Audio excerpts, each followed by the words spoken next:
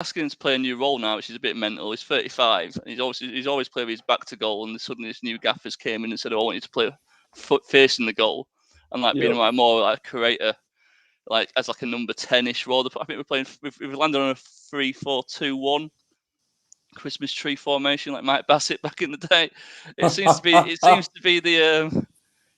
like the new trend, isn't it? 3-4-2-1. A lot of people are doing that with two sort of like number 10s behind the sole striker. But it's putting Gregory in that like number 10-8 role at the moment, like behind the striker, and it's the first time he's ever played with facing the goal, and it's just a bit. I feel like it's a bit too late in his career to start training someone a new position, sort of thing. So yeah, it's a mixed bag. It's a mixed bag, but against Leeds, we were a lot better in terms of we battled really hard. They really fought for that badge, and if people thought the players are not playing for the manager, that old cliche. I mean, they really put a shifted against Leeds. Maybe because it was against Leeds. We probably could have won that game, but Leeds could have won it as well. But we both had a one-on-one chance with the keeper, and both of us should have really scored it. I think Windass had the best chance of the game, personally. So it was encouraging. We need that first point on the board. I mean, we've only got Ipswich next, so easy win, isn't it?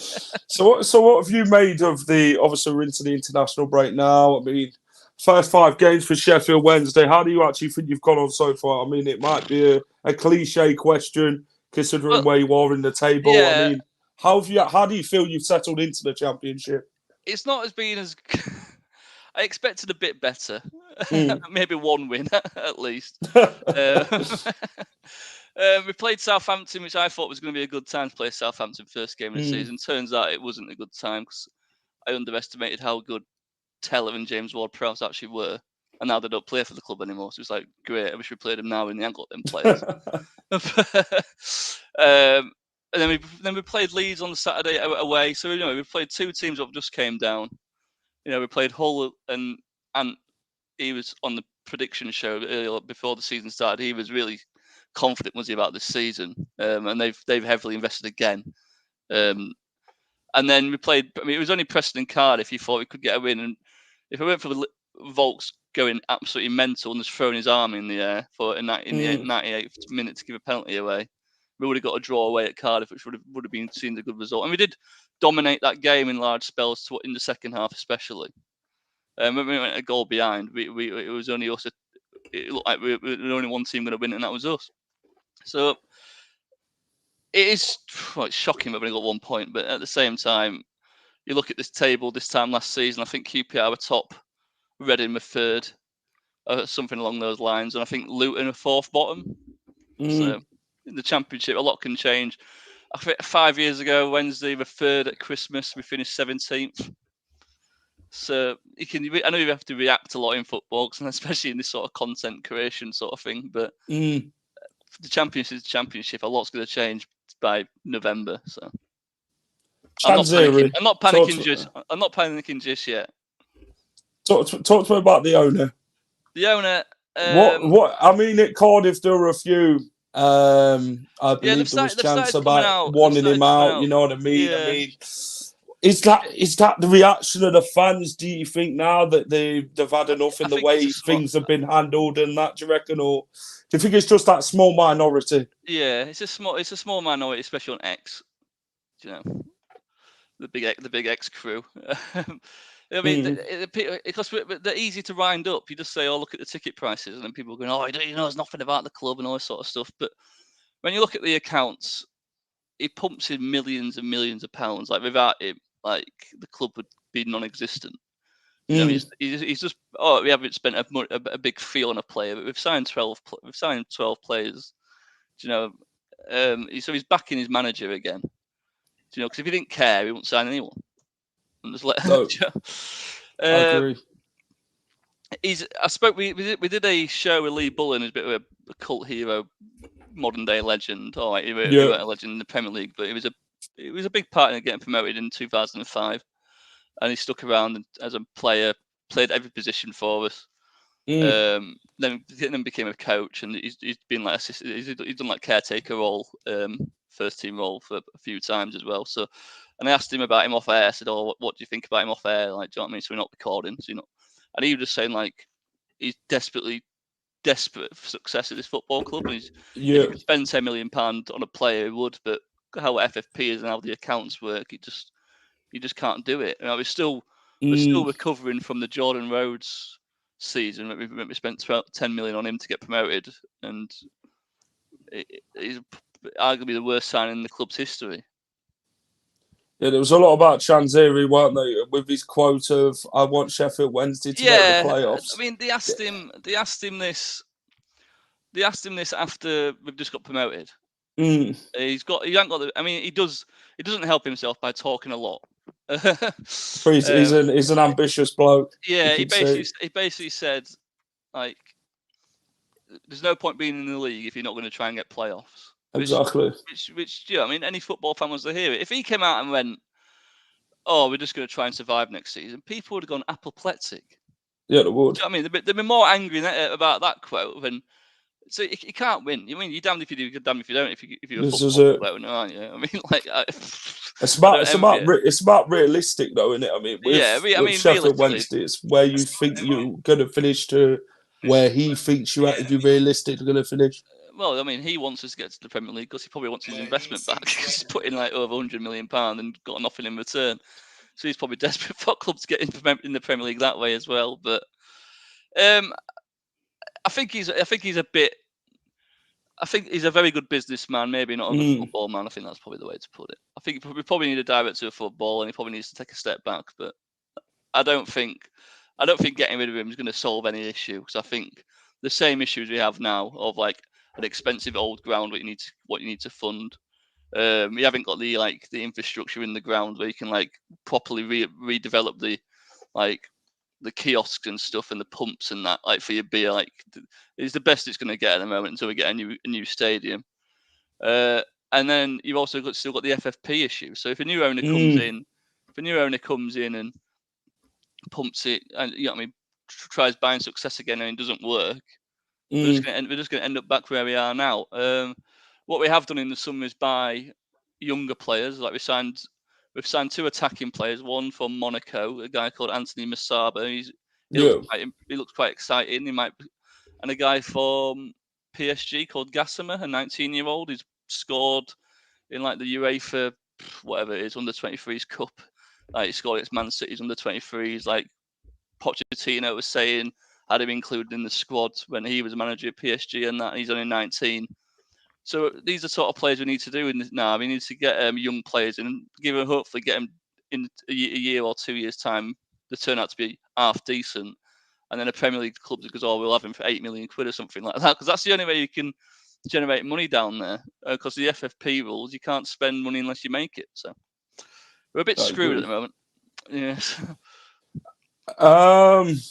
What we're going to do, we're going to get to know Martin's team, Southampton, and their start and that. But then we're going to get on to who's had the best transfer window. Obviously, transfer window's short. We're going to go on to know the results and that. We're going to look at the table with who the surprises are, and up the top and at the bottom. Martin, can we hear you? Good evening. How you doing? Good evening, Martin. How are you? I'm okay. Just about recovered from the weekend, to be honest. I'm glad it's Wednesday, and I've had a few days to get over what was a disastrous performance at the Stadium of Light. It was an absolute shambles. Martin, talk to me about the transfer window for Southampton. Also, talk to me about your start to the season. We'll talk about the Sunderland game a bit later on, but talk to me about Southampton and how things are going there at the start of the season and that. I think the transfer window, if you judge the last week, I think we should be really pleased as fans of what unravelled. I think if we look at it of an overall, I think what happened, what we expected to happen, pretty much happened, other than losing Shea Adams and probably Kamaldeen Silamana, who are both still at the football club. Silamana's one of the quickest players around. Theo Walcott was on the overlap with Gary Neville the other day. He says he's one of the quickest players in recent time that he's played with. He's that good. Obviously, I don't think we expected to lose Tino Livramento, but we did. We expected to lose Ward-Prowse. Teller, I expected to lose. Lavia, we expected to lose. So the key people that we expected to lose went. We got rid of a lot of dead wood, and we managed to get rid of another one yesterday in Moussa Djenepo, who went to Standard Liège. He was never going to feature under this manager. So we had a massive squad that we've had to trim. It's still fairly big, but I think there's some really, really good quality in there. They've brought in some really good young players. I think that the signings last week were superb. Hayward Bellis, I think, is a shrewd bit of business by the football club to bring him in. There's an option to buy as well. And obviously they brought in Ryan Manning in the window. Shay Charles come in the window. So they've made good signings. Then obviously Ross Stewart last week. I know he's injured at the moment, but he scored 40 odd goals in 80 games for Sunderland. So the boy's no mug. I think they've done really good business. I think we maybe miss a little bit of leadership. I still think we're lacking leaders, a bit of a spine through the team. The manager's come out and backed the goalkeeper, but I don't know. I'm not convinced by the goalkeeper. I think it's an issue. I think the fans think it's an issue. And Russell Martin has a huge amount of work to do before we play Leicester City a week on Friday. The problem is he doesn't have the players in because they're all away on international duty. So to sort things out, it's going to be difficult for him. But I would say he's under big pressure anyway because of the ownership and what they expect. They want automatic promotion. So he's well and truly got his hands full at Southampton Football Club, as Russell Martin. Martin, how have you found the start of the season though? I mean, let's have a look where you are in the table. You are 7th with 10 points. How have you found life under Russell Martin so far, Martin? I know he's a possession-based manager. He likes to break teams down by having the ball quite a bit. You know, how have you found life under Russell Martin with the 10 points that you have so far in the table? So the points dropped were against Norwich at home. I expected a tough game. It was a tough game. When we look back on it now, we'll reflect upon it and think, well, it was not a bad point because of the form that Norwich City have been in since then. They've been superb really up until the weekend. I don't think any of us saw a defeat as heavy as Sunderland coming, but we do look easy to play against if a team's prepared to have a real go at us. I think Martin, I like what he says. He speaks really, really well. I thought up until Saturday, I was like, yeah, this man's the right man for the job. And I still think he is, but I think he really has to work on his side out of possession. He's worked a lot on it in possession, but when they don't have the ball, there's a lack of work ethic, and they really don't seem organised enough. And when a team really throws themselves at you, and as they go at you like Sunderland did at the weekend, we collapsed. And I would say that set alarm bells ringing for me, what I saw, because any side watching the highlights of that and study it, Leicester City will study that performance and study what Sunderland did against us. And I think a lot of teams will look to play low blocks, find it hard to play, make it hard for us, but be good on the counter-attack. And to be fair, QPR had done it the week before at St Mary's. And to be fair, they got a little bit unlucky, QPR, because they could have beaten us because we were naive at times without the ball. And I think that's the issue. It's all good, well and good being the best possession statistic in the league, but you got to be good against the ball. Yeah, agreed. Leicester, let's talk about their start. I mean, transfer window was good. 9 players through the door. Tom Cannon, former Preston loanee. Very good signing. He's joined us. Good striker from Everton. They didn't want to get rid. But Leicester, I think Everton bumped up the price, didn't it? But it could have been worth about £3-4 million. But then Leicester went and paid £7.5 million. So Everton's seen that Leicester wanted a striker with, obviously, it looked like Patson Daka would go in. But, Tom Cannon, Cesar Cassidy, Harry Weeks, Connor Cody, Fatowu Asaku, who else did we sign? Yunus Atgun, we've got him through the door. Callum Doyle, Matt Hermanson. We've signed quite a lot of players at Leicester. Good signings, in fact, to be fair, for Leicester. It's been an interesting window for the Foxes, Martin and Blair, to be fair. I mean, signings that we needed, to be honest, we needed to strengthen that squad and like trim it the way Southampton have. I mean, we really needed to trim it, the dead wood and all that. That needed to leave. Obviously, Christensen leaving Leicester, Boubakary Samare leaving Leicester, James Maddison, he ended up leaving Harvey Barnes, Timothy Castagna, George Hurst. Yuri Tillemans left on a free, Sionchu left on a free, Amati left on a free, Johnny Evans, Luke Thomas is left on loan. How that got relegated is a joke. It's madness. It's absolutely crazy. So yeah, Harry Winks, Cody, Cannon, Mavididi, another one I forgot to mention, Hermanson, Atkun, Kasedi, Doyle, Fatawu, Saku. Yeah. We've been good. We've been good in the window at Leicester. Like I say, we've spent less than what we got back. Do you get what I'm saying? Obviously, we've got more money back than what we spent. I think we spent really wisely. I think the players have really fitted into Maresca's style of football. On Saturday, because I looked at the stats. It looked like you absolutely destroyed them. Really, with us, we're in that sort of transition of we keep the ball a lot in and like to tire teams out, and then when teams play deep, we need to find a way around that. But I just don't think we are at times, and we've got, like Maresca said, we've got to be more clinical in them areas to doing so, to scoring goals. Obviously, you looked at the stats at the weekend. Was it 21-7? Was it? In shots. I mean, they had we had one on target. They had about 3 or 4. But yeah, their goal came from a massive deflection off Yannick Vestergaard.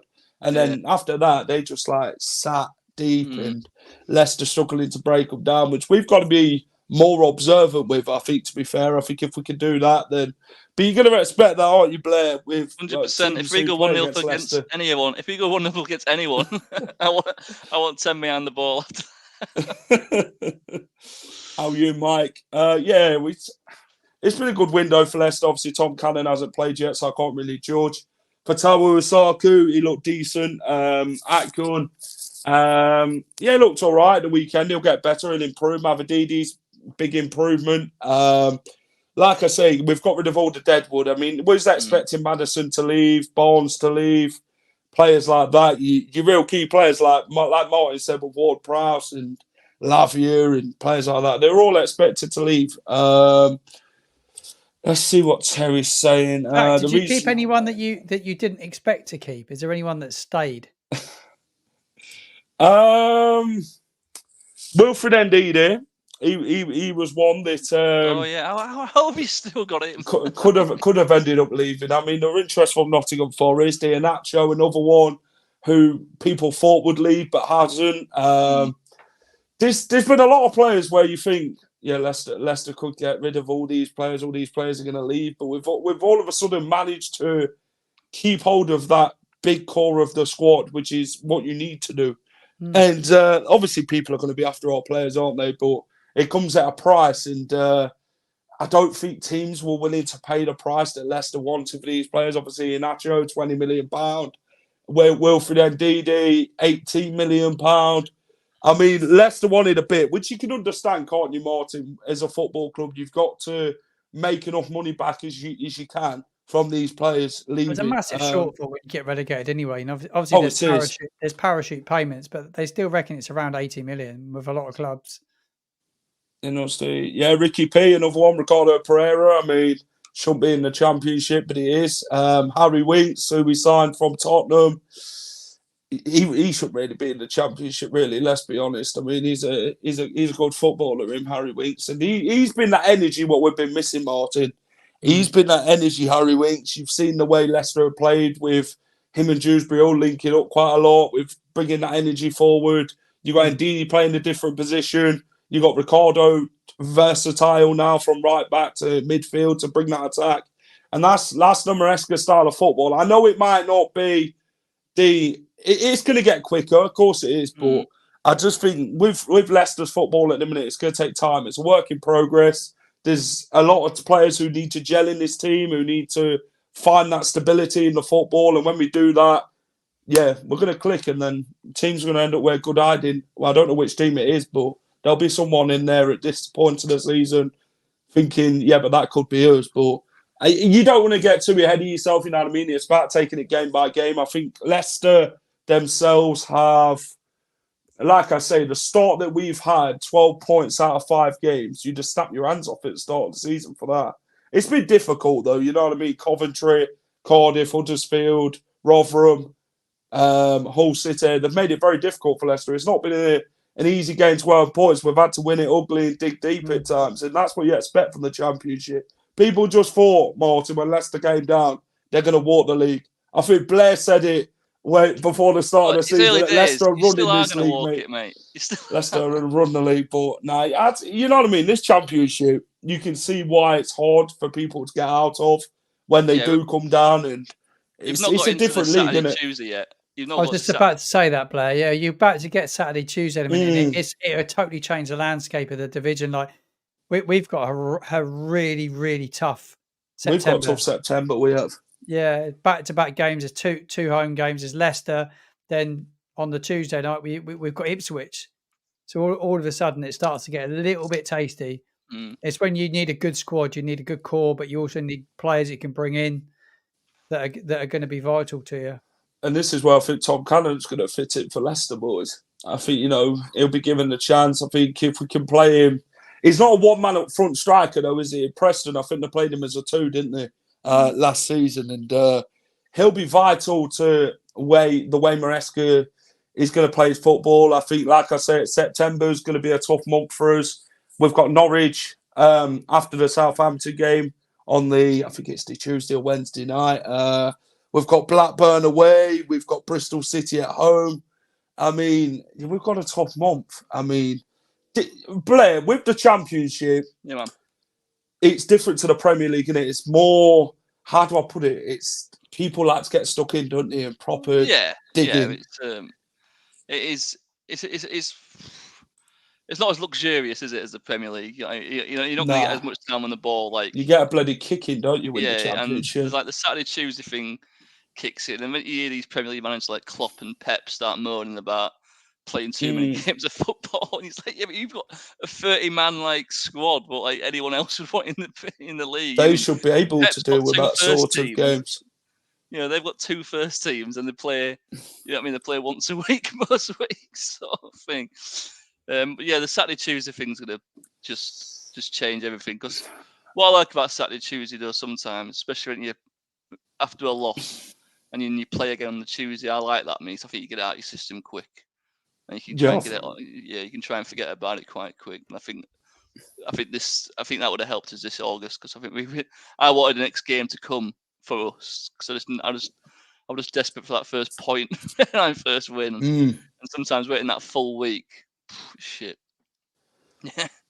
Marty, do you think that's with Leicester then the Saturday Tuesday games are going to help with like the squad depth and that Leicester's got? I mean, if you look at Leicester's bench against Hull, they had Mavididi on there, they had Vardy on there, they had Fatawu Asako on there, they had Cassidy on there. They're going to be players who can really change a game, aren't they, with this Saturday and Tuesday combination? It shows that we can switch up the squad when we need to, like rotate.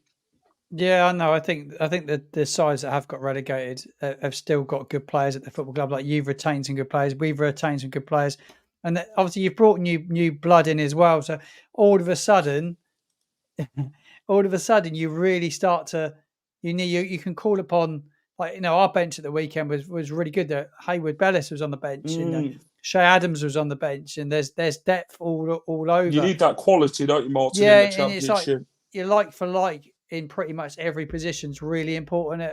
If you're going to challenge, you want an automatic promotion, that's what you're going to need. So I'm pleased with our squad. I think with you guys and Leeds as well, we'll be pushing. They'll be pushing all the way.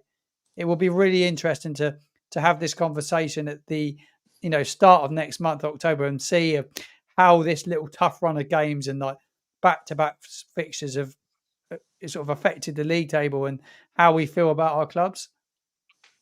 It's also about settling in, isn't it, Blair, when you're in the Championship? It's about settling in quickly. You always know that the Championship's going to be tough and teams are really going to go and give you a game.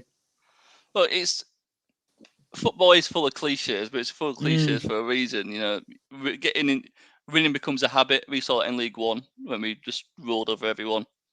Once you get in that groove, I mean, I think you two will be fine. I mean, like, and losing, and losing becomes a habit. You know, I mean, we lost 4 in the bounce because just get used. But that, hopefully, this draw can just change it. It's weird how this sometimes one lose can improve your squad, can't it? Mentally, you know what I mean? Yeah. So you're not going to win. You're not going to win every game, are you, Blair? Let's be honest. The Championship ain't that bloody easy, is it?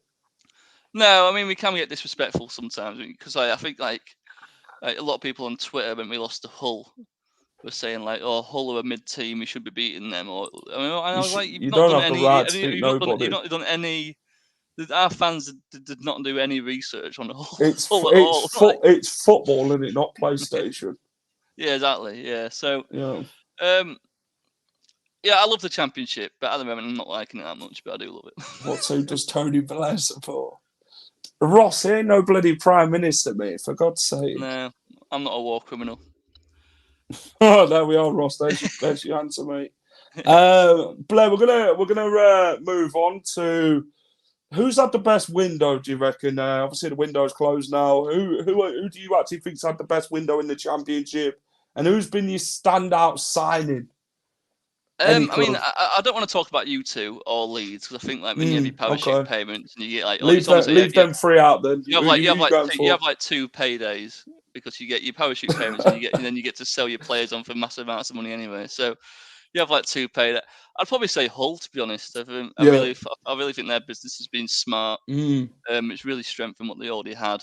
And then Scott Twine, I think getting him on loan from Burnley might be the signing because when he was in League One, he was fantastic. He got a bad injury moving to Burnley last season, and I think this season you might see him. He's got some special free kicks in him, so we'll see. Best window probably mine. Has got mine cleaned today by the window cleaner. All right, Ross. I'd say Ipswich. I mean, Ipswich fans are moaning about their window, weren't they? Which is funny because they're 3rd in the table, but they were saying like we're just signing players for the sake of it. We're not actually signing better quality than we've already got. I don't know if that's true. But that's all I've read online. Martin, who's had the best window? Apart, I tell you what, we'll make it apart from Leicester and Southampton because we don't want to say our own teams because you're not going to look like it's one of them. I'll tell you, I do like it. Signing wise, I don't know who else they signed that's been top draw, but Stoke City brought in a lad called Andre Vignal, the left winger. You finally know how to pronounce the name, Martin. Yeah, he is really good. He looks to me like one of the best signings I've seen outside of our clubs. I think he looks really good. I think Harry Winks is brilliant signing for Leicester, but I can't include them. But window wise, I don't think I've studied it enough to be able to say, oh yeah, Stoke City have had the best window and Norwich City have done. I just seen that player Vignal just looks really good at Stoke City. He looks like he's going to score a hatful of goals, and he's a left winger. I think he's their top goal scorer already. So it'd be interesting to see how they do Stoke. They've had a bit of an up and down start like you always expect. But yeah, it'd be interesting to see how everyone settles after like the window's now officially closed. Yeah. It's all about momentum this league as well, especially for the non-relegated clubs. Like anyone trying to make a late charge and that you can quickly put together 6 wins together, and then you fly up the league. It's a great division really, from a neutral point of view. Like no one's for Luton doing what they did last season. Nah, I think and when Forest got promoted other year, they were bottom in like mid-October. So it's just like, and they just went on a massive run. It's unpredictable, isn't it, a Championship? Yeah, so I know we have to react and stuff, and it is a reactionary sport, and that's why we love it because you're always on the highest of high or lowest of low. But like until it gets to mid-November, I'm not going to say I'm not panicking yet. I mean, I do think our next 2 games is Ipswich at home. We've got 2 home games: Ipswich at home and Middlesbrough on the Tuesday night. That's why you lot are crucial with your home games this season. The Tuesday night Middlesbrough game could be the first sacking of the season, to be fair. We can skip ahead if you want. The biggest surprise of the season so far is Middlesbrough being bottom, but they have lost the 4 attackers from last season, haven't they? And I think they've been sold on for a combined fee of like 50 million quid. when you combined all their transfer fees together to different clubs. So that's what they lost, what they had last season. So you can see why they're struggling. But it just shows, doesn't it? But Harry Redknapp said years ago, it's like, it's not a difficult sport, football, really. Like 9 times out of 10, the teams with better players will win. And like Middlesbrough have lost four brilliant players. Cameron Archer being one of them, who just scored for the Blades on Saturday, which brought me out. But you're taking that sort of caliber of player out of their team, and suddenly they're struggling to find goals. So yeah, for me, when it comes to transfers, I mean, away from Southampton and Leicester, Birmingham's had a decent window. They've brought in some good players. Norwich City again. They've signed a Brazilian star. He seems to be really good for them. They seem to have a good squad. That's a Stoke as well. I'd throw Stoke in mix Stoke, yeah. Like they've signed some good players. He's got a lot of players he knows. A few Preston players back together. All City, I'd say all City and all, yeah. So yeah, Stoke's had a pretty decent window, but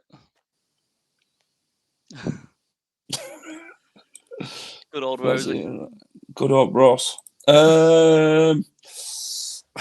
Biggest surprises. I mean, you could always point out Middlesbrough, couldn't you? To be fair, I mean, like I say, it's like I say, Archer's gone, Ramsey's gone, Ryan Giles is gone, Atcom's gone. I mean, a lot of their players are gone. I mean, you can't. You know what I mean? He was a championship top scorer last season, and bagging in goals. It looks like they're really struggling. Be surprised, yeah. Then you look at Birmingham, another one surprise who people had down near the bottom. Norwich again. They're one there. Hull. They've surprised me this season, to be fair. I mean, they've done really well. Preston, I mean, they've had a real good start to the season, haven't they, boys? Preston North End, Brian Lowe's done a great job there, 15. I spoke to a Preston fan the other week before we played them, and he was he basically said he thinks he'll finish 12th. He just said that's where he belongs. You never know. But yeah, he's done a great job, Ryan Lowe. And some fans were turning on him. Can you believe that? Look at the squad he's got, and what the job he's doing. Yeah, he's transformed that squad into really a difficult side to beat. Yeah, they've got a 17-year-old at the moment playing left back through their academy. He's just got a wicked delivery. He's a top manager. It's their best start for 95 years. Is it? Yeah. Was that last time they won the league? Yeah, I don't know if it's the year they won the league, but they were saying on Championship highlights is their best start for 95 years. But they're actually playing some quite good football as well. From what I've seen, they look to press a bit and they look to play a bit of football when they get the ball as well. And like you said, Blair, he's blooding a few young players that have come through as well. It's great to see. They're for me, without doubt, to be top. They haven't lost a game, neither have they. They're the only side unbeaten. They've played 5, they've won 4, and they've drawn 1. That's hell of a start, isn't it, for any side? And you would never have called that at the start of the season ever. No, that's why it's the best league in the world. I'll tell you what we're going to do. We're going to get the league table up, and we're going to look at the league table, and then you're going to tell me who you think's going to finish where at the start. Now the transfer window's finished, and everyone's done the transfer business, because everyone talked way before the season started, didn't we, regarding the old transfer window were open, wasn't it? What we're going to do now, before we go on to the results on the weekend, we're going to look at the table, and then you're going to tell me if you had them teams in the position that they are and where you think they're going to finish at the end of the season. And Martin, obviously, you'll have where you're going to have Blair. You can talk about Sheffield Wednesday and all that. But let's share the screen. Let's have a look at the table, and then you can tell me then where you think teams are going to finish and where they are now, and do you think they're going to finish higher or lower or somewhere like that. So let's share the screen. We'll start with Preston. Where did you have Preston? We'll start with you, Martin. Mid-table, mate. I didn't think they'd be where they are right now. I still think they'll probably end up outside the playoffs, if I'm honest. Yes. Whether they've got a squad that's big enough to to deal with the amount of fixtures that we will have to play. Look, they've got they've got to go and play Southampton. Obviously Leicester City. Leeds are still strong. I know they've not had the greatest of starts. Hull have started well, actually. Looking at the league table, so have Birmingham, but I just didn't expect Preston to be there. No, not at all. Blair, what do you reckon, mate? I mean, where did you have Preston? Where do you actually think they're going to finish at the end of the season? Preston are just synonymous with the Championship, aren't they? They're just forever the Championship. They never get relegated, never promoted. They put themselves in a great position so far, but probably going to bite myself in the ass by the end of the season. But yeah, I think they'll end up finishing like 12th. Ipswich Town, I've had them in the playoffs. I do think by the end of the season they'll finish lower than the top two currently. It amazed me. It would. If they did get promoted, you know what I mean? To be fair, Kieran McKenna's doing a fantastic job. They could, like I say, they were my dark horses this season, Ipswich. I've had them in the playoffs. They've had a good start. I do expect them to finish lower than where they are at the minute. What about you, Blair? Yeah, it's a weird one with Ipswich because we played them twice last season. They both finished 2-2 draws. And the signs I made in the summer, they're still playing like Massimo Lamongo, who used to play for us for a while. He was like a biscuit at our place, though. Could never stay fit, and now he's gone there, and I don't think he's missed a game yet. It's just like sod's law, isn't it?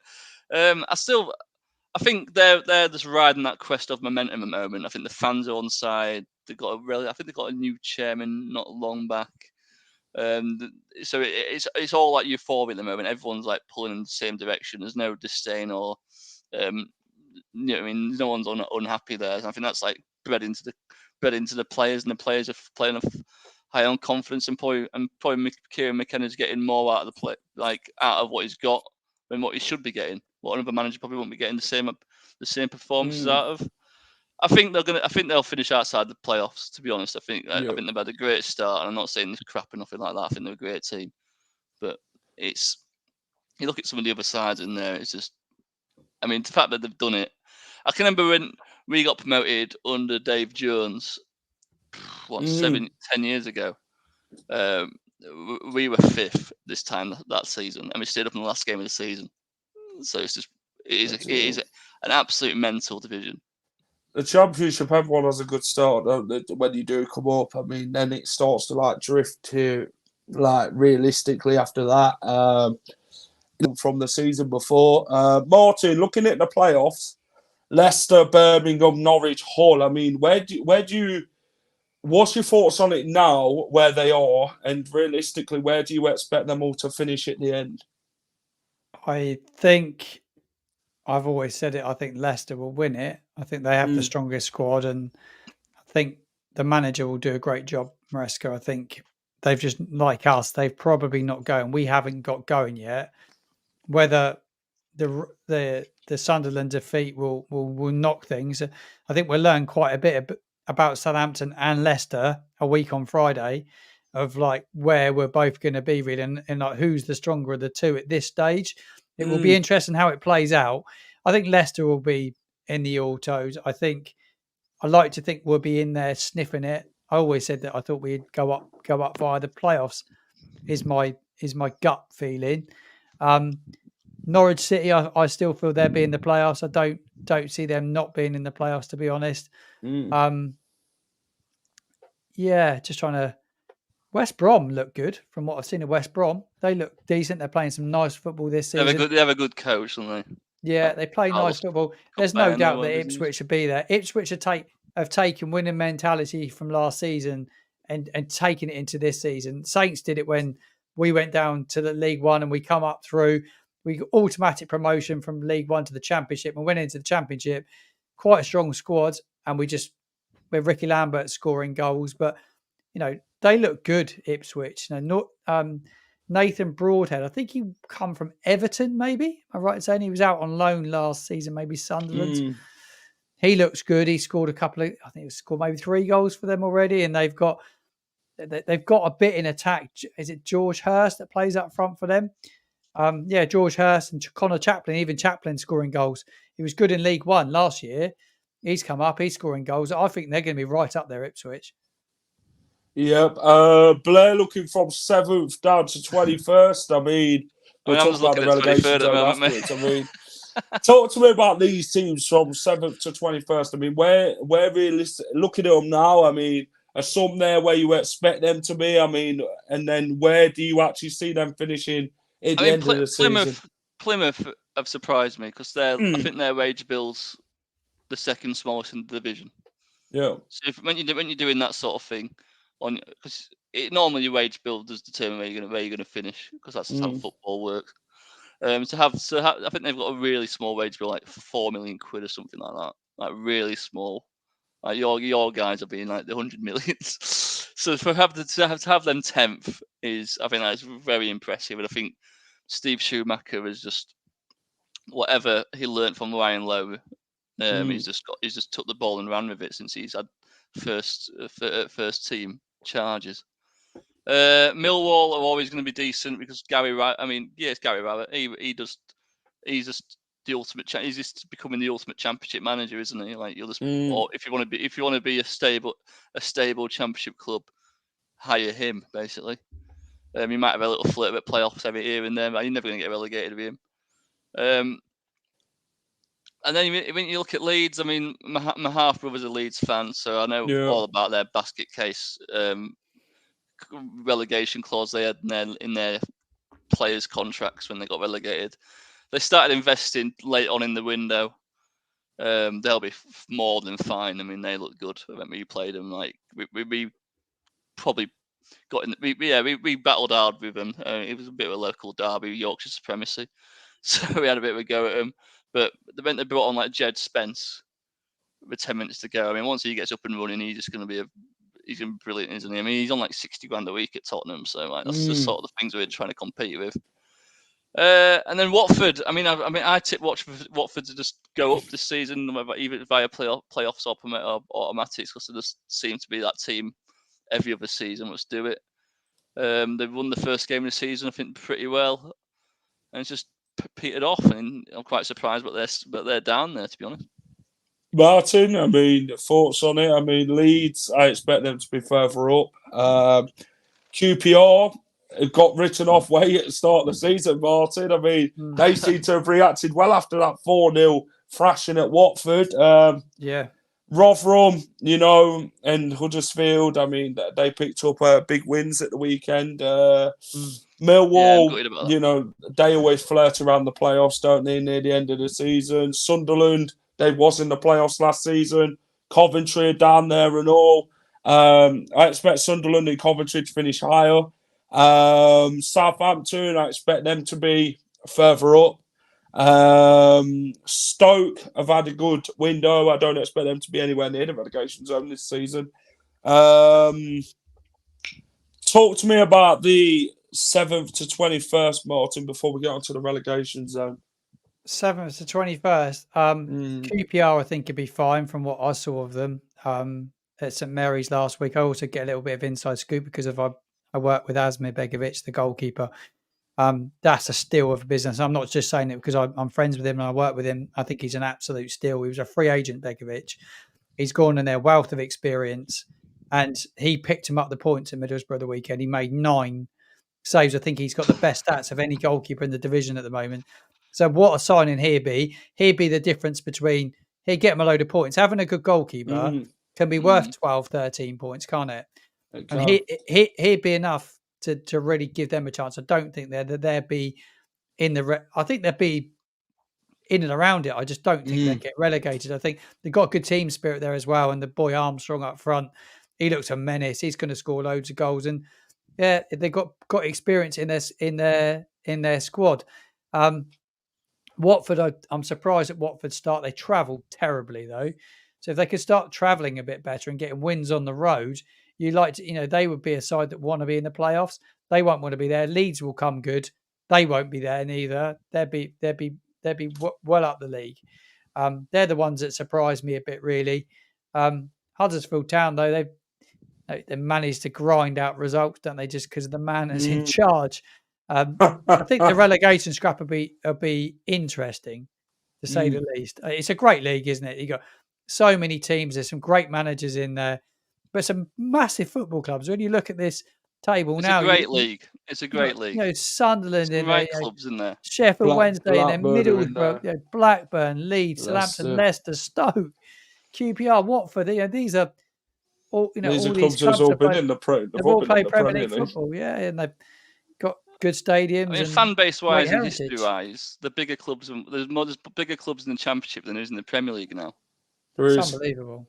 It is unbelievable. Blair, touch on the relegation zone. I mean, Swansea's down there at the minute. Your boys are down there, which people have had Sheffield Wednesday to go down this season, which obviously can be proven wrong. You've seen Rotherham get out of the relegation zone near the end of the season. Middlesbrough's down there. I've seen us lose the first 5 games of the season and still stay up. Middlesbrough down there. I mean, they've, like you say, got rid of all them players. They haven't replaced it. They haven't got that quality, I don't think, they've brought in. With Michael Carrick, it's his first 1 point in 5 games. I mean, it's not ideal. I don't see Middlesbrough finishing there realistically. Sheffield Wednesday, I've had them in the relegation zone, I'm afraid. I've had Huddersfield down there and all with QPR, but yeah, like I say, people can predict what they want with how they think the table is going to look, but the Championship can never be predicted. It can never be a fact that that's how it's actually going to go at the end of the season when the table does finish. Do you know what I mean? It's just a cliche in it of predictions, and a lot of people make them whether they look deluded or they've actually got it spot on or they haven't. You know what I mean? I think the Championship, it's harder to predict than the Premier League with like the top 6 and that. 100%. I can remember when we got playoff final under Carlos, we had a far better team than we have now. I mean, don't get me wrong, but we had 5 points at this stage of the season, and then we got to Wembley final. Watford's on 5 points now. So looking at this league table now, you'd be shocked if they got Wembley final. But I've seen it happen with my own team. The team on 5 points after 5 games get to the playoff final. So a lot can happen. There's a lot of football. There's 41 games left. There's more than a Premier League season. Tuesdays are going to play the actual. Yeah, there's more than a Premier League season left to play of football. We've got cup games. Injuries can play a part. It's going to be crazy. I'll be shocked if we got relegated. Maybe because I've just got a bit of bias. I think once our manager gets his team, he's still working out his formation and his tactics because he came in late. We had 12 new signings. It's all a bit of a mess. But we saw it against Leeds on Saturday. But it's starting to pick up now. Against Cardiff, we shouldn't have lost against Cardiff. To be fair, it was a 98th minute penalty. A bit of madness. And it's bloody late. And we're not having none of this, mate. Not having none of this. I tell you what, yeah. And I'm going to ask you actually. I mean, looking at 1 to 24 in the Championship as I scroll it down. Yeah. Talk to me about where you had teams at the end of the season to where they are at the minute. Do you see anyone finishing where they are at the minute? And if not, where do you actually have all these teams? I definitely didn't have Preston top of the league or Birmingham in the top 6. I mean, the thing is, it's only 5 games in it. It is. It's a lot of football to be played. Realistically, you want to be looking after 10 games. You get more of a realistic view of where teams are going to be in and around in the league. 10 to 15 games in the season. I think Middlesbrough probably are the biggest shocks with how poor they've started, but they have lost Chuba Akpom, Cameron Archer, Matt Giles, all these players that were absolutely crucial to them last season.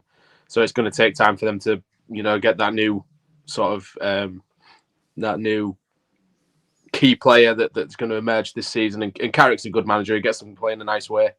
I think Watford are looking a little bit concerning at the minute. Their away form's not the greatest, is it? The club and the way it's run, it's just not. It's not sustainable for long-term success. It'll get you the occasional promotion like we've seen, but it don't work long-term.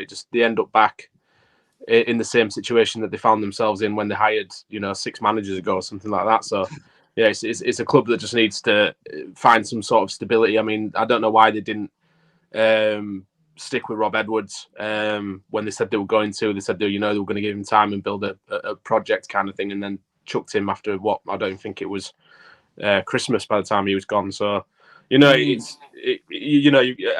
of Watford will be wanting stability at least, even if that means quite a mid-table obscurity season. Just to get some. Have the same manager for 12 months would probably be a bonus for him. But no, it's a shock. I think Swansea being down there is quite a shock as well. I think they'll have to. Jerry Yates is a good signing. Obviously, he'll have to try and pick up the goals from Pirro. But no, yeah, it's an interesting table, definitely. Yeah. Okay. Let's go. Blair, you ain't got to go at all, have you? I don't know if you've got a show at 8 o'clock. I can do 5 more minutes. Are you sure? Yeah, I'll do 5. All right, mate. I'll tell you what then, Blair. We'll start with you with we're going to get onto the results from the weekend. Birmingham Millwall. I mean, this one could have been won if Birmingham could have put the penalty away. Millwall did lead the game. Birmingham come back. What did you make of the Birmingham Millwall game? I mean, it was an early kickoff, wasn't it, that one? But I mean, I didn't see any of it because I was on the way to Leeds, so I couldn't tell you if it was a good quality game. Seeing the result, it was something I'd expected. Birmingham made a lot of signings. I've seen in the past, like, you can't make a lot of signings and for it to click straight away. I mean, they are in the playoffs, so maybe hello, Ryan. How are you, Paul? But like I said earlier when we looked at the table, but Gary Rowett is like Mr. Championship. I mean, you always going to get a tough game when you play against them. So I don't think Birmingham fans will be too disheartened with it. No, I think Ryan's a Rotherham fan, I believe. Have Rotherham got Huddersfield after the international break? Yeah, must have. Yeah, they must have. It was a fair result. £47 for a 0-0 draw. Yeah, mate. Birmingham were unlucky not to win, to be honest. Martin, what did you make of the Birmingham result? Yeah, I mean, everyone had Birmingham to win, didn't they? That weekend, in the weekend. Yeah, no, they did. I thought, Birmingham have been going okay. They've started all right, haven't they? John Ruddy in goal, bit of experience. It doesn't go amiss, does it? Yeah, having someone like Ruddy in goal, but yeah, no, they got a lad on loan from Fulham. I think is it Stansfield? Stansfield. Did he play for Exeter? Not was sure. Was it Exeter last season? Could have been. He scored 2 in 2 for them. There's a Stansfield striker who played for Exeter. I don't know if it's him. Yeah, he looks good, to be fair. That to pick up any point in the Championship, you'd be happy. Ross Fitzmiddle's you would think they would be the Blues. Yeah, Daniel said he did. Yeah, Exeter. I agree with Ross and what Ross just said. They could go down. And what do you reckon, mate? Nah, Borough won't go down. Far too much quality in that team. I think they're the thing is like we say, it's still early in the season. Sometimes, they've lost so many crucial players that they need to find a new way to get the same results. So Carrick will be trying to figure out a way to get the best out of the team he's got, and he'll get there. He's got, yeah. Yeah, agreed. And was you surprised by the Birmingham result at the weekend? No, I feel like a draw was fair based on the game. I'm not going to pretend I watched it all, but I did see the highlights. Birmingham started well. I think Millwall are a solid team. They're a hard team to beat home and away. So you take a point against them. And like I said, they've kept unbeaten. Kept themselves in the top 6. They're one of those surprise contenders up at the top half. In the top 4. Whereas Millwall, it's probably a better point for Birmingham than it was Millwall, because I think Millwall still haven't really got going like they have last season. But no, it was a game that just shows that it's going to be a tight league. That the realistically the quality and the teams that are in the league this season, it's going to be such a mixed match every week. Teams are even. Teams are trying to scrape points where they can, and it's going to be a very, very interesting season. And I think this game is just going to show you that it's from the top 6 down to probably 17th, 18th. It's pretty even. Martin, I'm afraid I'm going to have to go on to the next one, mate. You know I like with this, Martin. God. A 5-0 up. 3-0 down at half time. 2-0 down after about 10, ends up bloody 5-0, Martin. I mean, where did it go wrong for Southampton, Martin? I mean, this one where everyone had Southampton to win this game. Yeah. They did. Let's be honest, the quality of Southampton thought they could pull it through. But then we did talk about, didn't we, Martin, the Southampton way of defending and leaving things open. They were left open like a bag of chips from the chippy, Martin. I mean, Sunderland came to play football. They scored, and their 16-year-old even scored the last goal. Is it Rig, is it? The first goal all come from our corner. So we've had a corner. You can talk us through this one, Martin, mate. I've watched Take it away. Yeah, we've got a corner. We started quite well. Adam Armstrong had a chance. And we have a corner, and they somehow end up down the other end of the field and scored. I think probably the issue was the manager probably, and he knows it, he's been called out on it. He brought Mason Holgate in for his debut. He wasn't ready to play. He's played no football. He's been brought in the side to play at centre-back because Jack Stevens is injured. He's obviously not quite sure if Taylor Hayward-Bellis is ready to go. So he's put Holgate in thinking he's going to be fine, and he struggled. He had a nightmare. He's at fault for 2 of the goals. He looked at, it was, and the problem is the fans have killed him already. It does worry me when you kill a player after one game. You do not get to play in the Premier League under Carlo Ancelotti and be rubbish. And I've said this to loads of Southampton fans. He's not rubbish, but he had a nightmare. The goalkeeper's come under so much criticism. Probably could have done better with a couple of the goals, but then again, he's made quite a few saves, and he's probably kept the scoreline below 10 at one stage, because we were just like I said at the top of the show, you have to work without the ball. It's all well and good being a good possession-based side, but you have to work without the ball. And we didn't have no shape, didn't have no organisation. If you get a cross in from out wide, back post, 99% of the time, the opposition player will win the header. And it's not enough. You've got a defensive coaching. It's got to change quickly. But yeah, we were too easy to play against. Too many people didn't show enough. The midfield, you're committing, you're almost playing with 2-8s. You're committing loads of players. Your full-backs are banging forward. And you're just wide open. We're literally wide open in midfield. I felt sorry for Flynn Downs. His new signing, just in midfield. No one near him. Like, no one with him. It was ridiculous. It was a nightmare. Russell Martin's got a lot to sort.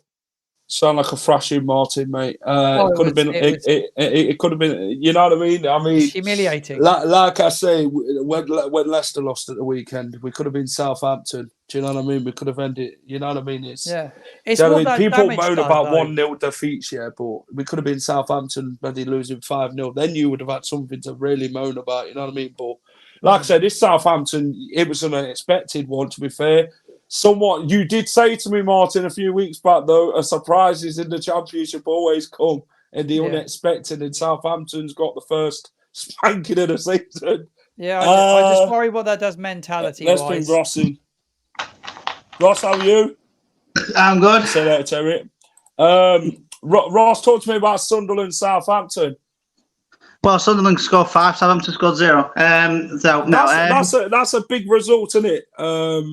Ross, for Tony Mowbray, I mean, despite Sunderland's form. Yeah, it is. Obviously, they've got to bounce back from their playoffs defeat last season to Luton. Obviously, they lost to Ipswich first game. And a couple of results in between. Obviously, they're lucky to beat Rotherham. And then obviously, I mean, I couldn't believe it. I mean, honestly, I generally did not know the score until someone put on Facebook, someone just put, well, what a hammering from England! Like, what? I rang Martin at half time. So what's going on at Stadium of Light, Martin? He said he watching the game. I said, no, I'm watching Sheffield United. You've got to give a massive shout out to Sunderland the way they played. I know we're saying Southampton played bad, but they had a lad who played in midfield, and I think Ant will be able to pronounce his name better than me. Pierre, is it Egerbach? Can't pronounce his name. The guy that played Equa. Equa. Oh, he was outstanding. I've got no idea how you pronounce it. Equa. Yeah, he was unbelievable. Martin, we're going to have to learn you this season. I'm not very good with some of the pronunciations of these foreign players. Jack Clark, easy to pronounce. He played really well. Scored. He looked a real handful on the left-hand side up against Kyle Walker-Peters. You got to give good credit to them. They were good defensively and attack, Sunderland. That's going to boost their confidence. So there's been a lot of talk about Tony Mowbray out there. Obviously, he's not really. He hasn't done a lot in the window, did he? Till like deadline day. I mean, he proved his quality bringing in. Is it 2 French players from the French league? He brought in a Ukrainian striker as well. He bolstered his team. Tony Mowbray's a proper championship manager, isn't he? You know what I mean? No messing around. Yeah. I mean, he's been successful at other clubs. But like I say, this one's a shock result for everybody in the championship. It does show that Southampton are beatable. No offence, Martin. There's going to be a lot of results like that this season. The freak results, should we call it? But Southampton have got to tighten that defence up, Martin. Oh yeah, he's got massive work to do. Just a disaster having a international break now because you don't have any time with the players. They'll go off. They'll come at the wrong time, hasn't it, Martin? Oh, it's a disaster. It's the last thing you want because you want to get out the next weekend or midweek and put it right. But I think Russell and his coaching staff have really got to work on the shape and how they're going to work without the ball. They've done a lot of work with the ball. You can see they have because they picked up his style to play really quickly. But Martin's sides are renowned for leaking goals. He's yet to get a side promoted. So let's see if he can do it. He's under pressure. He is under pressure. You lot don't look good out of possession, but you got to look good with it.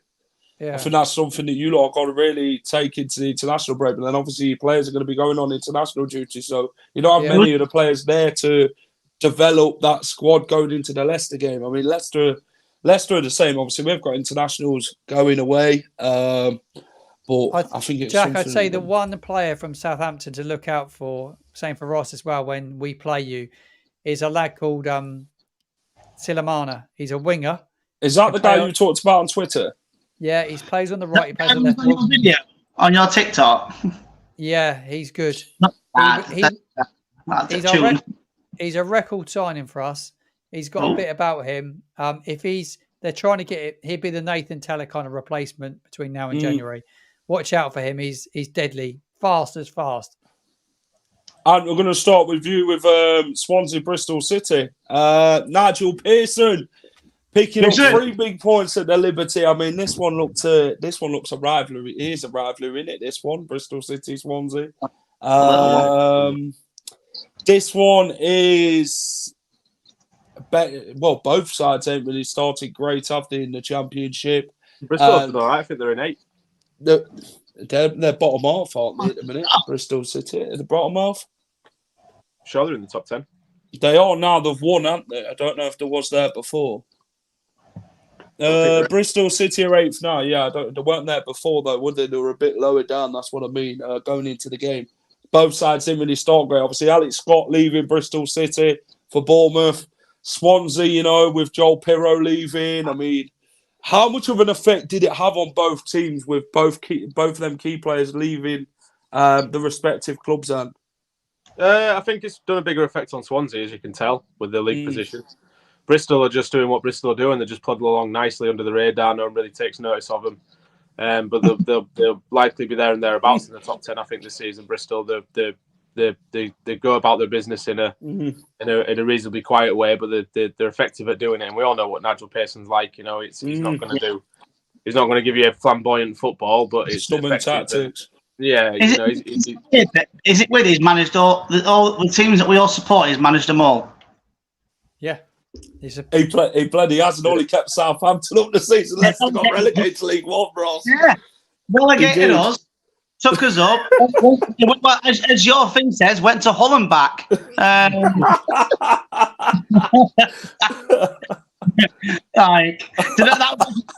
was actually the headline for when he left. To come back to Leicester. The actual when you played us, I got in the Leicester Mercury, and obviously under it to Hull and back. So that's where I reckon you got your podcast name off. From the Only Fools and Horses episode. Yeah, only kidding. I love it as well. Because I remember that's just mad. You've actually brought that up, Ross. Pardon? That's just mad that you've actually brought that up regarding Nigel Pearson managing all four of the clubs. But then we had Blair on, and he played for Sheffield Wednesday. Yeah, he played for Wednesday. Oh, the South Barnsley. That's what they call it. Played for Sheffield Wednesday, managed Southampton, managed Leicester, then went to Hull, back up again, and then he was player manager for when Carlisle stayed up with that Jimmy Glass goal, the goalkeeper. He was player manager. Ross, you got this result spot on at the weekend. 2-1 to Bristol City. We're the only one in the group chat to say that was happening.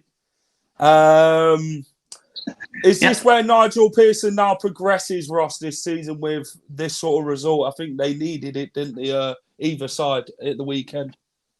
Yeah, of course. Look, obviously with that team, obviously they got a good side. Obviously, Andy King's experience in there, as we all know what Andy King's like. Great experience. Matty James in there as well. Good experience. I'm glad he's playing regularly, Matty James, after his horrific injury. Obviously, you two won't know, but obviously had a horrific injury for Leicester, Matty James. Obviously, now he's playing regular football, which is great. That was against Swansea, Ross. Pardon? That was against Swansea. It was against Swansea. Now, what I'm saying is, I think Bristol City could be a surprise package for the top, challenging for the playoffs. Except when they play us in a few weeks, I think they'll do well. There you go. The next one was a 3-3 draw at the CBS. Wow. How unexpected was this one, Martin? I mean, Coventry have won one game against Middlesbrough, haven't they, this season? They've had a lot of draws, haven't they? I mean, this one was a big draw. I mean, both sides had chances in the game. Watford's away form carries on with not winning a game. I mean, Coventry, they scored a quality of a free kick, Martin, I believe. And how did you think this one fared, Martin? Coventry-Watford? Well, I didn't predict it because I didn't think Watford, they just don't seem to travel very well at all, do they? They're a disaster on the road. I think Cov had a penalty as well. They missed as well early on in the game. Yeah. But the Hornets, they want to be like we've said a few times. They're going to want to be in the playoffs, and they need to start picking up results on the road. It stung a bit though, hadn't it, Martin, with the away form? Yeah, the away form will cause them problems, but Coventry haven't got going yet from what I've seen. They look fairly good opening day against you guys. They haven't really got going yet. I think they will. Robbins is a good manager. They just need to start getting wins on the board, and they will do because they know the league really well, don't they? They've been here, they've done it, and there's no doubt they'll push on. They were very close to getting promoted last season, obviously, against Luton. And obviously, they've lost that Gustavo and they've lost that Ben Hamer. Mateus Martins looked really good for Watford. Mateus, yeah. Yeah, he did. He looked really good. Pretty decent. Coventry, I think they'll be up there again, top. I think challenging. Like I said, they've lost two of the best players, obviously Gustavo and Ben Hamer, but they'll be all right. I think they'll do okay. Gustavo and Ben Hamer? You mean Gustavo and Gokarex, Ross? Not bloody Gustavo and Hamer. They're bloody the same player. Oh, is it? Not so two of them, bro. Bloody hell, mate. You proper had it there, hadn't you? Yeah, when the bloopers come in at the end of the season, you're going to say Gustavo and Hamer. Let me go. Oh, dear. Bloody hellfire. You might as well just sit down, Ross, and not say anything at all now for the rest of the show. I'm joking.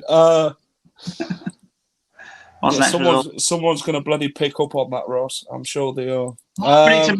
Again, and I'm going to stick by it.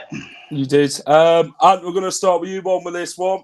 Ipswich 3, Cardiff 2. Cardiff 2-0 to the good Ant, but a late show by the Tractor Boys proved otherwise. I mean, what a big win for Ipswich, and it shows with that mentality that, they're not down until they're down, and they proved it. Aaron Ramsey obviously scored. He's proving well for Cardiff with the goals that he's scoring. But yeah, they're still lacking them edges of seeing games out, aren't they? When they are leading games, Cardiff, they are conceding a lot of goals. Ipswich, a never easy place to come. But yeah, what a win for Ipswich. Yeah, massive win. A great start to the season for them as well. I think they've actually been tipped by a few to get promoted this season. And at first, I was thinking, they're going to have a decent season, but I don't think they'll quite be a promotion material. But the season the start that they've had, it's hard to argue against them being up there and challenging at least. So no, they've got a fantastic manager. They play a nice set of football. They've got a good squad that's very young and hungry, and they've just carried that momentum on from last season. And when that happens, as you've seen before, teams can do back-to-back from League One to the Premier League. It is possible if you just continue that, that mentality of winning games, and it just becomes infectious and it just keeps going and going and going. And then, 10, 15 games in the season, you're sat in third or fourth and you're thinking, you know what, we're going to make a good fist of this. And instead of, being a bit apprehensive and going into games thinking, we'll be a bit conservative, they've got a reason now to take it to teams, and they are doing it. I think from Cardiff's perspective, it's quite worrying because it's only 5 games into the season. It's the second time they've thrown a 2-0 lead away. So they did it opening game against Leeds as well. So it's, that Cardiff, the new manager, I thought that they would do all right this season, Cardiff, but they seem to be very inconsistent, and that's not good for this league. You've got to be able to at least have a minimum standard of performance every week, and they don't seem to have found that yet. I don't know if the manager knows his best starting 11, but we'll give it a few more games to see where Cardiff are. But yeah, it was a result that obviously 2-0 down, Ipswich fans are going to absolutely love. Cardiff fans will be absolutely fuming. Who is that? Who? Cardiff. Errol Bullet. Oh God. With a name Matt Bullet. No. All right, Ross. Ross, what have you made of Ipswich and Cardiff? I mean, do you see Ipswich being up there this season? And where do you see Cardiff? Do you see them struggling again this season? I mean, they did struggle last season. They obviously have got the cliche of conceding goals when leading games, which has been proven again this season. They're not holding on to leads that they should be able to see out. What job Kieran McKenna's doing at Ipswich, Ross? I think he's done it. Obviously, he's continuing the momentum from last season. Obviously, they got into the top two. Obviously, they weren't there at much time. Obviously, they jumped above Sheffield Wednesday, and Ryan thinks Bullet be sacked first.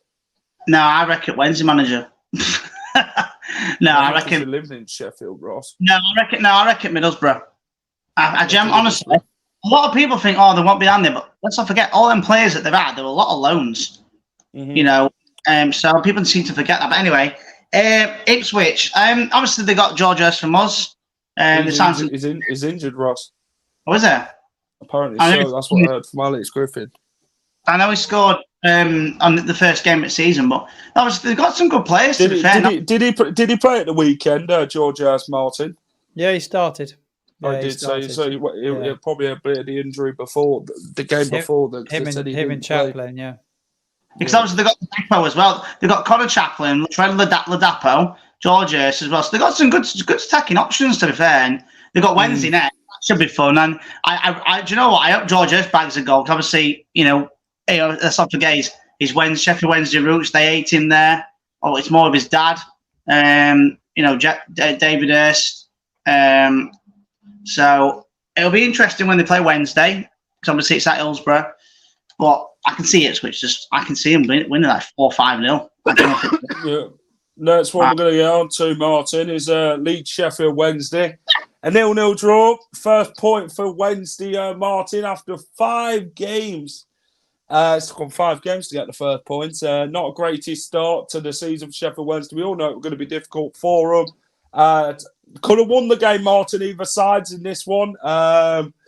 But yeah, a 0-0 draw it ended, and what a point for Sheffield Wednesday against promotion hopefuls Leeds United. Yeah, they would have been delighted, Sheffield Wednesday, because from the highlights, obviously you don't see the whole game from the highlights, but Jesus, Vasquez in goal had to make a lot of saves. He's a busy man from what I could see. They're unlucky, Leeds, not to win it and win it well. Gonto was really good for Leeds. Joel Piero, he had some chances as well. He just looks like the real deal as a striker, doesn't he? Great bit of business bringing him in. They had a chance through Josh Windass, I saw Sheffield Wednesday, but didn't really take his chance. But to be fair, Leeds were all over him. Leeds would think they'd be pretty disappointed not to walk away with the 3 points there. You know when you're down in the dumps when there's a video of Sheffield Wednesday fans going, "We've got a point, we've got a point, we've got a point." That's what they were chanting after the game. £47 for a 0-0 draw. That's ouch. Right then, we're going to move swiftly on to the East Midlands, and we've got the perfect two on for this one. I tell you something, because Ant bloody won fair and square. We're going to go on with Ant first about Hull Leicester. Leicester Hull. A 1-0 win for you lot, Ant, at the King Power Stadium. You haven't won it at the KP since 2008. Never if you're Ross. Liam, Ross didn't think you've ever won at all at the KP. Despite me being there and watching it with my own eyes. That's how much I forgot. Yeah, forget everything, don't you, Ross, Mr. Football Knowledge? And a big 3 points for Hull against promotion hopefuls Leicester. How did you see this game versus Leicester, mate? Before it, we knew it was going to be really tough. Leicester are more than likely going to be, at the very least, promoted automatically. Littered with Premier League quality players, got a squad value that's probably quadruple near enough every single team, barring Southampton and Leeds in the league. Going away to a team that's won every game at the start of the season as well, it's going to be a tough one. We all went there hoping for a point, but also knowing that we were capable to do that. We just needed to make sure that we were a bit sure up at the back, because we've started the season. I think that was our first clean sheet this season, so we did need to obviously stop conceding goals, but we scored in every game too, so we know we're going to be in games. We started well. I think the early goal obviously helped give us something to hold on to and let that confidence grow as the game went on.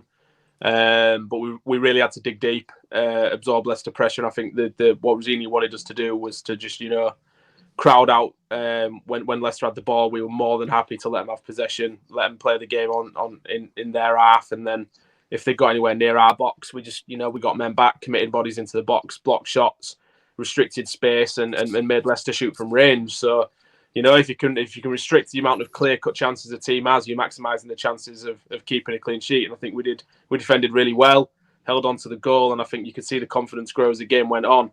The ref was poor for both sides. Absolutely shocking performance from the referee. But no, it was a good game, and I feel like it was a bit of a statement from us. I think it's one of those wins where it's a few other teams go, oh, do you know what? They might be in and around there. So hopefully we can use that. I mean, it's a shame really the international breaks come and we couldn't have a game after to keep that momentum going. But I think I'm hoping that that inspires confidence. I watched a little clip of Rosini, his team talk after the game, and the whole squad seemed focused. They've all got their heads screwed on. They're all still down to earth. They're not letting it get to their heads. And if we can churn out wins like that, difficult wins away from home, then we'll be there or thereabouts at the end. Ross, it's football, not PlayStation, mate. This one we're always going to be a tough game, wasn't it? Playing the Tigers. I mean, Hull they'd won their last two games prior to the Leicester game.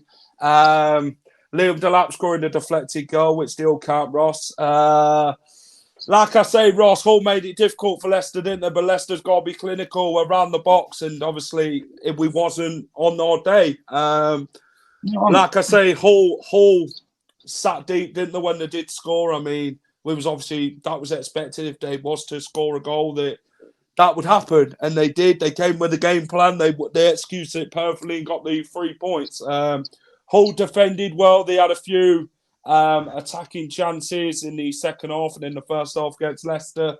But yeah, it just wasn't Leicester's day at the King Power, Ross. And how do you sum up the game, Ross? I mean, you're not going to win every game in the Championship. We're not. People were saying, yeah, but you're going to walk the league. You know what I mean? You're going to go and win every game and all that just because you've got all this money and whatever else. But sum up the defeat to Hull, Ross. I mean, like Maresca said, we was expected to lose a game, but like I say, it's football and not PlayStation, Ross. You can't overlook any opposition in this league. The Championship's difficult opposition in the league, and Hull made certain of it. There was going to be a tough game for Leicester. We did want 5 out of 5 wins in the league, but obviously Hull ended up the unbeaten run, Ross. Sum it up, mate. Yeah, Do you know, like I said, you can't win them all. As with every game's a tough game, so obviously it's the first time I'm playing a lot of these teams in a while. Ross, you want a building site? You want a bloody building site or a bloody motorway? I just don't bloody car zooming past you on the motorway, pal. No, I've got windows up in it. Honestly, I'm roasting here. Absolutely roasting.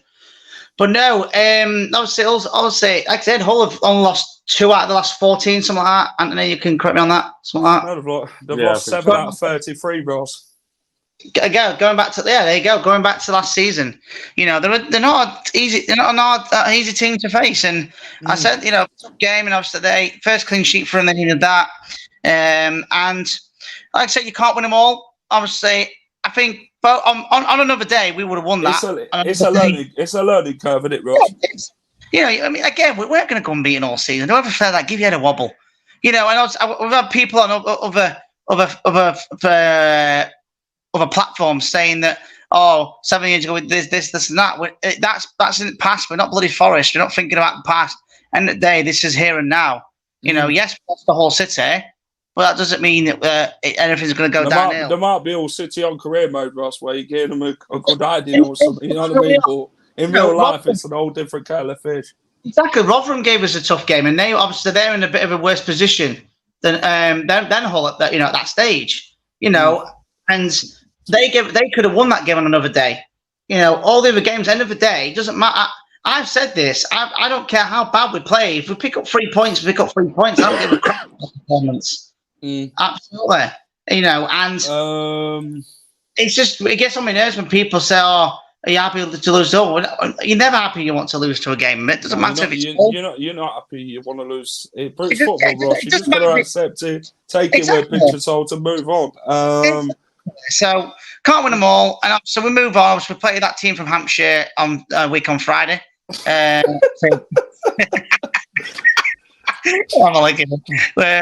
play him there.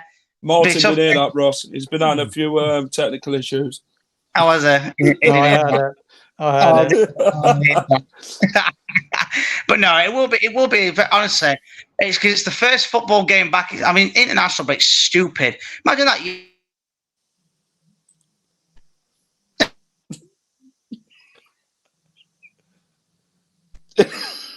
About 6 weeks off. You had technical problems, Ross. Shut up, we've had 6 weeks off.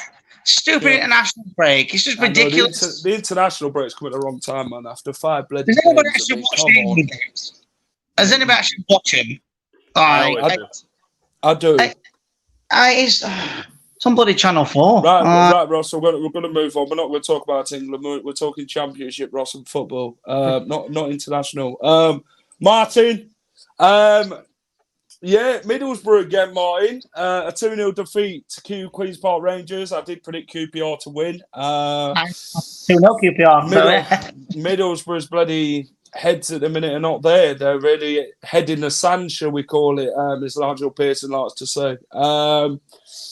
Martin, sum up the defeat to QPR for Middlesbrough. I mean, what a banger by, I forgot that guy's name. Andre Dozzell. Dozzell, that's it. Mr. Goal of the Dozzell. season, probably. You could say it could end up being the goal. Proper defended and all in all, Martin, what he did in that game, Mr. Dozzell. It was only his 4th ever goal in senior football. Some of the Middlesbrough game, Martin. Yeah, I think Middlesbrough had a lot of chances, and obviously I had a little bit of the inside scoop because I had a chat with Asmir Begovic a couple of days ago, and he made some really, really good saves to QPR in goal. I think he made 9 saves, got in team of the week for the weekend. Like I said at the top of the show, he's a great signing for them. He'll be worth a ton of points, full of experience, a Bosnian international. Got someone like that in goal, you've always got a chance of picking up points. And then you got the boy that scored a wonderful goal, and you've also got Armstrong as well. He's just a handful. If you keep him fit, he's picking up knocks here and there. He gets cramped quite early doors, but God, he's a really good player. And the one thing about QPR is they have good team spirits. I'm not shocked by the performance at all, but Middlesbrough just a bit of a disastrous start. But the international break might just give Michael Carrick a bit of time to reset. They can come back and he'll look for solutions. He's no mug. It's a big test for him, and I hope Middlesbrough will stick with him as well. They're not the sort of club to go firing managers. They stick with him, and they need to bounce back quickly. Yeah, I think that's the mentality, isn't it, Ross? You need, I think, QPR have been quite good since they've lost that thrashing to Watford at the start of the season, 4-0. Yeah. They've responded, haven't they? They have. And like I said, and I keep saying this about Middlesbrough, I genuinely think they'll having a poor run. Obviously, Michael Carrick's a good lad. And obviously, they might turn it around, but I can't see him doing it turning around personally. I just think something about him, it's just, they remind me of us when we went down last season. Just obviously, it doesn't matter what type of squad you got, it's just not your way at all. And I do worry for Middlesbrough. So. And what do you reckon, Middlesbrough versus QPR? Was it a result you expected? Did you expect QPR to go there and make it really tough for Middlesbrough and take advantage of Middlesbrough? Well, I expected QPR to make Middlesbrough work for it, but I did think Middlesbrough's quality would see them over the line. Yes, they've had a worrying start. I disagree with Ross that they'll be in trouble this season. I think they'll turn it around. If they're still there after 10 games, I think then you can start maybe asking questions about Borough and what they'll do this season. But there's so many examples of teams that have a slow start to the season and end up going on a run. Nah, there's about 2 or 3 you teams can have to debate that start so poorly and then end up in the top half of the table. Middlesbrough have got far too much quality in that squad to be down in the relegation question for me. I agree. I don't see them there either. It's a poor start. They're adjusting to life without some key players. That it always happens. It's like adjusting to a new manager, to new signings. You've got to find a new way to win, and they're currently just finding that. And they've had some tough games, to be fair. I mean, they were bottom of the league, I think, after 7 or 8 games last season. Look where they finished. So, it's one of them. It's a poor result for Middlesbrough. The fans probably might be getting a bit worried, but I don't think I've seen anybody asking for Carrick to go, which is the reason I'm so boyish about him, recovering, because usually if there's real worrying signs that this is bad and it's not going to get better, fans then start to get a bit tetchy, don't they? And you see some, manager out questions, kind of things like that. And I've not seen any of that. Everyone's still fully behind him, which says to me that they're playing well. They're just not getting the results to match it. They'll be fine. Shock result, definitely, because I did think that QPR would be as horrendous as they were towards the end of last season, when obviously they went on that horrible run and stayed up with a couple of shock wins against Burnley and somebody else last season. So, I think QPR are putting themselves in a good enough stead now to sort of try and put that behind them and try and forget last season and just crack on with what they're doing.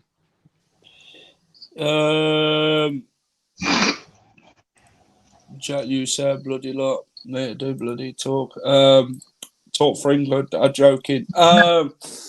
Plymouth 3, Blackburn 0. I tell you what, we're gonna quick get through these now. Martin, Plymouth. I mean, Whittaker's really playing well. Their front three looks good. They stomped. They really did a job on Blackburn at the weekend at home. What was your views on the Plymouth Blackburn result, Martin? I mean, it was always going to be a difficult one for Blackburn going to Plymouth, wasn't it? We said last week, didn't we, that it would be a tough place to go for any side. We've already found out, Southampton, that it was a hard place to go, but they just had a bit of a mare, didn't they, Blackburn? I didn't expect them to get turned over 3-0. I thought it'd be a tighter game than what it was. I think Hardy looks good for them, doesn't he? Up front for Plymouth. He looks like a player that's going to score goals, looks confident, and they've started the season really well. If you were a Plymouth fan, you'd be absolutely delighted with your start of the season. To come up, get promoted, not spend loads of money, and be in and around mid-table. Happy days. Yep. I'll tell you what. We'll get each of you to have on these next ones. Ross, we're going to come to you with Rotherham. You did predict that Rotherham would beat Norwich. Not just beat Norwich, they picked 2-1. Two early goals for Norwich, Rotherham and then they had something to settle with. Obviously, Rotherham were always going to be difficult. I mean, they did make it difficult for Leicester. Norwich didn't turn up, did the Ross? I mean, it didn't really go the way they'd hoped, and you'd have expected better from that Norwich team in that game. I don't think they really turned up on the day, Ross, to be fair, and Norwich took advantage. Rotherham took advantage of it. Sorry, but talk to me about the win then for your hometown side, Ross.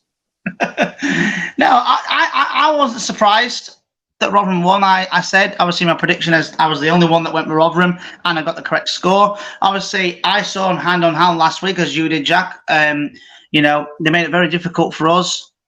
Leicester. They had a goal that was ruled out, which I generally didn't think it was. I thought it should have stood, in my opinion. I'm not going to sit here and say, oh, it wasn't. But they showed signs that they can. Obviously, if they went just a little bit further, then they can get that result. And obviously, facing a team like Norwich, obviously, that's what a lot of people say. Or teams like Rotherham. I seen a Norwich fan get interviewed doing one of their Norwich TV things. So we should be beating teams like Rotherham. I said, well, teams like Rotherham have just beaten you. Leicester could have said that about Hull. You should be beating Hull. It's football. But the thing is, though, I said to you, Jack, Rotherham will make it difficult for us, and they did. And obviously, they did. Got a late winner. Same for Norwich. Yeah, and they made it. Obviously, Rotherham got them 2 goals, and runs always come to an end for us. And now, obviously, they've now got Huddersfield, and obviously, that is a massive game for both sides coming up. It's at Huddersfield as well, and obviously, got the new signings. Rotherham have just signed a new player, and they've got.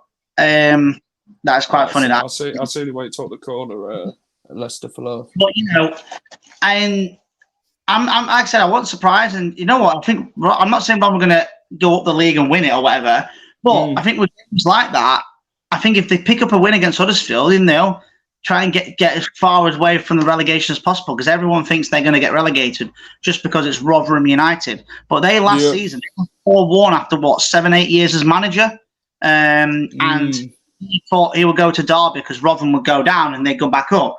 Actually, Rotherham are staying in the Championship. Derby are playing awful at the minute, and Rotherham with Matty Taylor from Exeter. They've just got a record signing for their striker. Rotherham's it was from Exeter. I can't pronounce. I don't know his name. And obviously they mean business. 7 figures it was, £1 million. There we go, Ross. Thanks for the input on Rotherham. I thought we'd ask you, Ross, because you live closer to them. Just a little bit. The next one is Stoke City Preston. I mean, Preston went top at the weekend. And, I mean, how good of a season have Preston had so far? I mean, 13 points from 15. A real good start for the Lily Whites. Is that what they're called, Preston? They've done really well. They've had a good start. What did you make about their win at Stoke? I think they've surprised everybody. 13 points from 15, like you say, unbeaten, top of the league, going into the international break. I didn't have any Preston in the top 6 or anywhere near in my predictions. I mean, like we say, it's still only 5 games in the season. They might lose the next 4, but they're definitely giving themselves the best possible start and something really to build on after the international break. I'm sure they'll spend this couple of weeks now, really fine-tuning and trying to work and look at various PowerPoints and videos and stuff and looking at what they can, what they've done and trying to re-energize that squad to go again after the international break. So, I mean, they're not a squad that's littered with what you would say top-end championship players, but they work really well as a unit. They always have. They're a solid team. They're always going to be difficult to play against. And like you say, they're picking up results and to win away at Stoke, which is a horrible place to go to. We all know it's always that cliche, ain't it? But to go there and get 2-0 clean sheet, big result. So yeah, and I'm sure their fans will be absolutely bouncing. Yeah, Lowe's really done a job at Preston. The next one is West Brom Huddersfield. I mean, who expected this one? Neil Warnock making it tough for West Brom, like he does, proper championship manager and all that. His teams are hard to break down at times, Neil Warnock. He likes to sit deep, and he's done that quite a bit this season. Like he says, they start off well, but then they somehow drop off. But this game, they picked up 3 points, Martin. A big win at the Hawthorns for Huddersfield. Huddersfield, obviously one of the favourites to go down this season. I mean, what a response from Neil Warnock's side at the Hawthorns at the weekend, mate. Oh, mate, he's just going to get them results, isn't he? That's why they probably could pull themselves out of it and not go down. But it was a 90 plus 6 minute winner for Huddersfield at the weekend. So it was a little bit maybe tighter than it looks. West Brom, from what I saw on the highlights, they played well, but Huddersfield did no business in the final week of the transfer window at all. They didn't bring anyone in at all. So he's working on tight restraints there, tight budget. So fair play to him, really. Got to be delighted. John Smith, he scored for West Brom. John Swift, sorry, scored for West Brom. John Smith. Yeah, John Smith, yeah. That's the name of the Yes. That's how they name of their stadium, and it's John Smith. Yeah, it is. Yeah. But yeah, late winner, mate. Late winner. So he'd be very, very happy man, will Neil Warnock. Yep.